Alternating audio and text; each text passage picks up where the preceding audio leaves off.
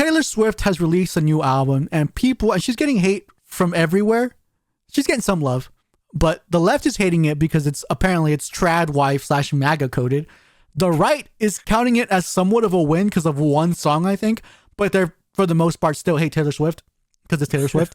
And then fair. The actual Swifties, like her actual fans, I have never seen them so split. Some like it, some hate it. It's insane. We thought we'd also share our opinions on the album because we did listen to the whole thing.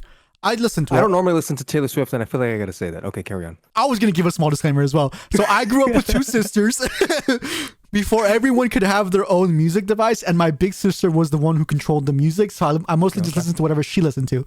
So I do have a fondness for like the typically girly music, and I do genuinely listen and enjoy Taylor Swift's music. Satirius grew up normal. He only knows the girly music because of me. No, that's not true. I'm familiar with the girly music. In high school, we listened to Taylor Swift. Name me one Taylor Swift song that is more underground. Oh, underground? I have no idea. Yeah. There you go. You know the hits. Carry on. All right. So Satirius and I listened to the whole album, and the album as a whole, we think, or I thought, okay. Very basic. I listened to the whole album. Satirius kind of listened to the whole album. He lost interest like 3/4 of the way through, which I thought was pretty good for him though. Normally you don't make it that far. Well, at the same time, I was doing a little bit of work, so I was like reading and doing other things, so I was in and out. Sure. But the things that I did here, I mean, it was a 50-50 for me. It wasn't the worst thing in the world. It wasn't the greatest thing in the world. It was mediocre, I think. If she wasn't Taylor Swift, no one would care about these songs. I agree. I 100% agree. Which is still kind of cool though when you think about it.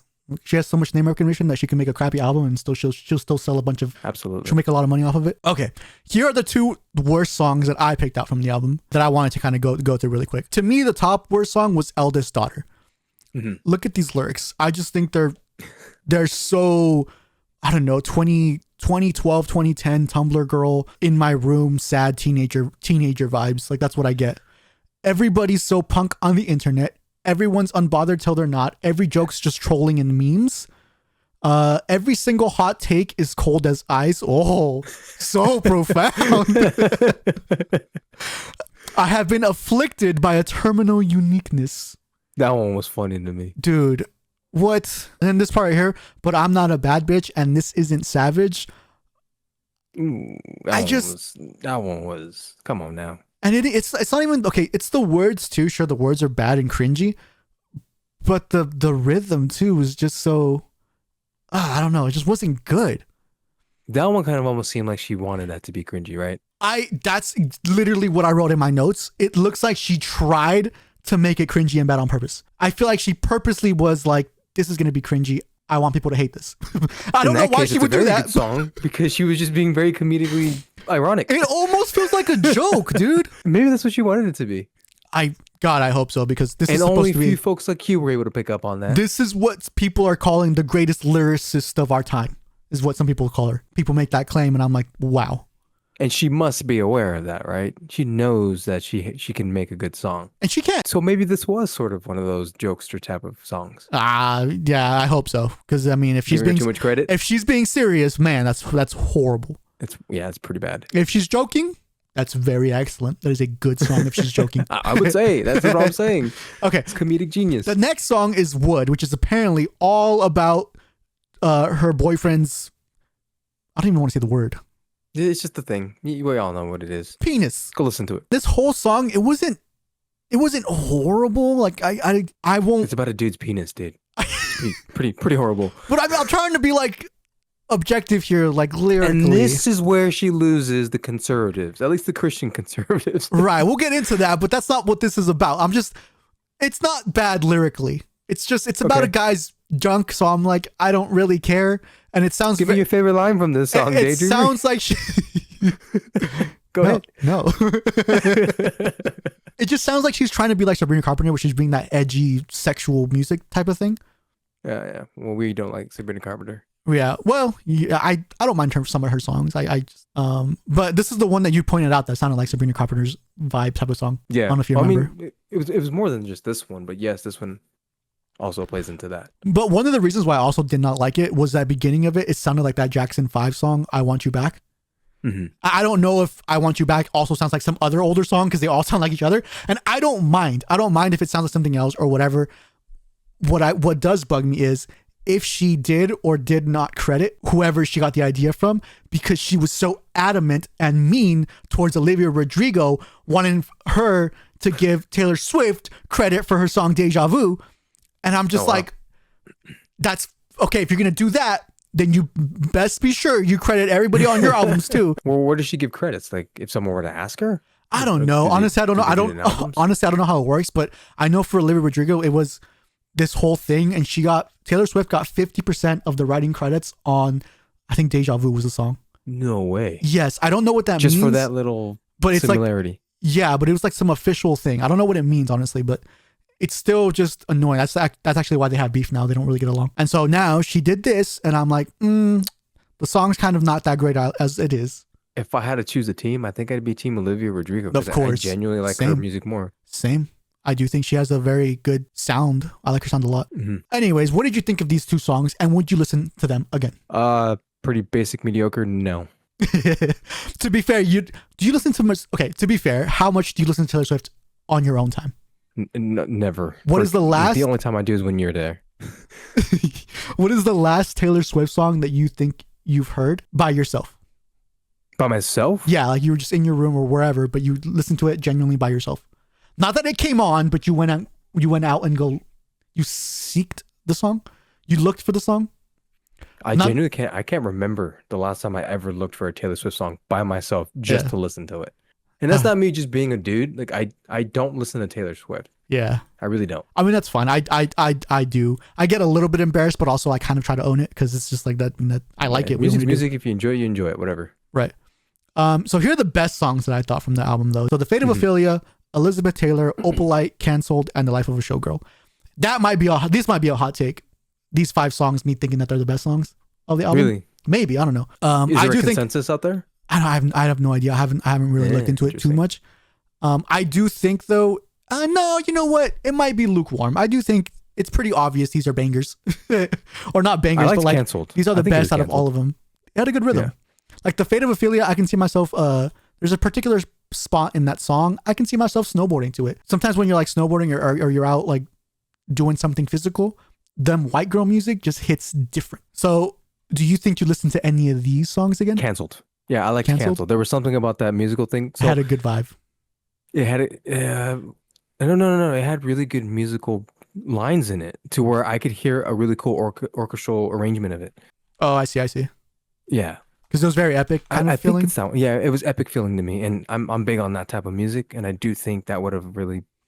I hear something else behind it. It was cool. So Cancel for actually, I do want to listen to it again because I want to see if I can arrange something in my head. But it was cool. Okay, that might be the only song.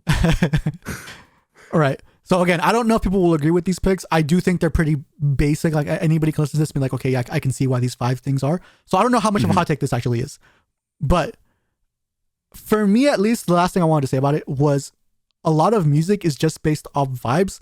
And as long as the words aren't super cringy and weird and the vibes are there, I really don't know how to explain it. I know it's kind of annoying to use that word vibe so much, but as long as it's there, I tend to like it. It's super awesome though when the words are also very deep. But like a word like Move Me by Bad Flower, that song, just that feeling it gives you, I like it. And then I remember it's a heavy emotional song with good lyrics, very good lyrics. Well, that's what I'm saying. Like it's a heavy emotional song, but I listened to it for like the longest time with you guys, and I would just be like, oh, I like this song. And then one day we were driving up the mountain, and we decided to look up the lyrics, and that made it so much better. But what I'm saying is like I never really paid attention to it too much because I just cared about the fact it made me feel a certain way, and that's what matters most, in my opinion. Yeah, I agree. I largely agree with that assessment that you have, and I think a lot of people would too. I'd like to think so. Yeah, I think it's pretty obvious. All right, so now let's get to the song that the left is hating on and that the right is counting as a win. The song Wish List. So people are saying that it's trad wife coded because Taylor Swift's talking about settling down, getting married, and having kids. Here are the lyrics. Have a couple kids, got the whole block looking like you. We tell the world to leave us the F alone, and they do. Wow, got me dreaming about a driveway with a basketball hoop. You know what I thought when the first time I heard those lyrics? What? You remember the experience I told you in Arizona at my house where I was helping the neighbor fix their bike? and I was Everybody was just about outside. ready to go for a run, and everybody just all of a sudden ended up going outside. And my neighbors in front of me, the neighbors to the left of me, and it just everybody was outside for whatever reason, just hanging out and having fun. Uh-huh. And just so you know, nobody did that in the neighborhood. Nobody hung out. And so when I heard that lyric line, I was like, yeah, who wouldn't want that? There was something about that. This neighborhood of you just having your house, your kids playing in the yard or in the front with all the other kids in the streets. I think she's got it right. She hit it on the head of the nail. That's what every guy wants. Now it's interesting that you didn't mention white supremacy in any of that analysis. Yeah. Does none of this strike you as white supremacist? Not a single bit of it does, dude. Wow. I guess you're just not as woke as you need to be. You're over here still asleep. I think that's a good thing that I'm The not as woke as line, they want me to be. have a couple kids got the whole block looking like you. Like her man's. People are 'cause she wants saying- a bunch of kids. Because the man is white. It's a white my gosh. supremacist like Of course they dog would. whistle or something. That is insane. These wokies, dude, are so freaking annoying. Okay.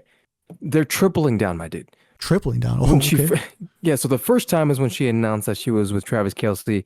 She had a divide in her support system, and people were angry that she was with a conservative, right? Because he's MAGA And coded. then, because I he's don't know if he's MAGA coded, conservative though, exactly. but yeah, he was I don't know MAGA if he's- coded. I don't know what he is. Maybe moderate. I don't know really, but they were just disliking I don't think he's him. political at all. I don't. But yeah, go ahead. I mean, I know nothing about the guy. And then the second time was their engagement, right? And then it happened again. And then you just got people doubling down in that situation. No, we're MAGA-coded. against this idea. MAGA coded. And here we are. She's got this album. Wait till the marriage, dude. We'll see what happens then. Wait till But the now we have this divorce, album. dude. I wonder what's gonna happen then. Well, everyone's going to jump up with joy. All the wokies are going to be excited about it. Just kidding. I hope they What was I lost. going with that? Well, you said they're tripling down, so now this is the third. This is the third strike. This is the third, yeah. Now this she is the wants to have third kids strike. and settle down. I mean, you kind of always saw it. She always had that. She was almost like this leader for the Love. feminist women. Well, she Oh, was that, sorry. and then like in recent modern days, like she was like this boss babe, made a bunch of money, highly influential. She was seen as an inspiration for those that went against the idea of traditionalism. And now that she's kind of falling back in line with this traditional way of life, that being married and wanting kids and stuff like that, now they're just they feel betrayed. Their words, not mine. What's weird feel to me betrayed. is that she never quite left that love thing. So I don't know why they feel so betrayed, why they're so mad. Because they were misreading her. I think they were just projecting something onto her that she actually wasn't. Absolutely. Yeah. Absolutely. Anyways, okay. The rest of her album is pretty in line with what you just said, the whole boss babe image. And Yeah. there might be a song or two in there that's about something else maybe. Mhm. But do you think that based off this one song, the right should count this as a win? No, not even in the slightest. I really don't think, like, aside from that one line and maybe that song, Uh-huh. no. Even then, I wouldn't count that song as a win because it's just, it was one small attempt. I really don't believe in their whole situation. Like you said it earlier, they're going to get divorced. I just feel like, I don't feel like this is, I don't see it as a win. I think they should still count it as a win because Really? it's just off the mentality of a win is a win, dude. She's still talking about getting married and settling down and all this other stuff. I will fall in line of it being a win when they actually hold that marriage, when I see kids. I don't know. So once they're happily married for 30 years and they have like 2 kids, then finally Yeah. you'll say it's a win.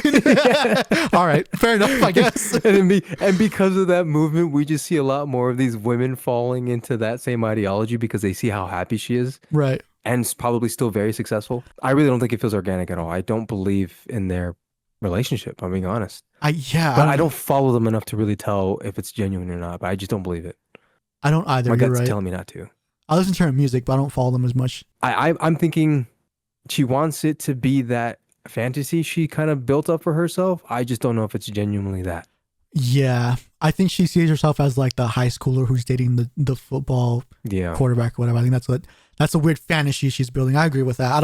We don't follow her enough, so we might be wrong on this part, but it's just our opinion. But lastly, I do think that the split in the fandom is hilarious because some people are going to pretend to like this whole album no matter what because they want to prove how much of a fan of Taylor Swift they are. And that is so funny to me. I don't know. At what point have you just like gone away from music and now you're just a Swiftie? That's all that you are. You're worshiping some person. now, Yeah, in my opinion. absolutely.